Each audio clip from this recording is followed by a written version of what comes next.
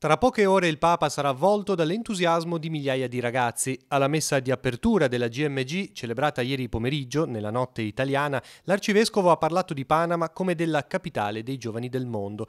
La corona del rosario è uno dei tratti distintivi della giornata mondiale che il Papa ha voluto mariana, condensandola nella frase cardine «Ecco la serva del Signore, avvenga per me secondo la tua parola». È strano e speciale vedere i giovani col rosario in mano, piuttosto che il cellulare, portato avvolto al polso, al collo o intrecciato a collanine e ciondoli. D'altra parte, Monsignor José Domingo Ulloa ha spinto i giovani a non aver paura di condividere i loro sogni di speranza. Con la forza dello Spirito Santo, infatti, si può fare la rivoluzione dell'amore, che non è facile, però è possibile, con l'aiuto di Maria.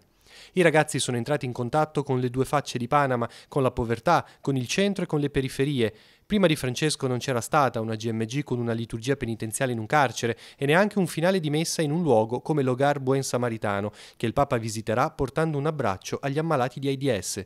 A Panama ci sono diversi giovani provenienti dalla Liguria che in queste ore hanno sperimentato la straordinaria capacità di accoglienza e di affetto del popolo panamense. Ai giovani che sono a casa dico che noi siamo qui anche per loro, per poter fare un'esperienza da trasmettere, da offrire, che possa aiutarci a far dire a tutti quelle parole che Maria ha detto quel giorno all'angelo.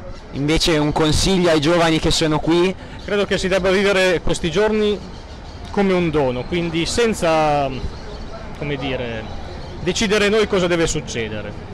Accadrà tutto come il Signore vuole. Il mio pensiero personale è svuotare tutto quello che ho dell'Italia e apprendere il più possibile da questo paese che è meraviglioso.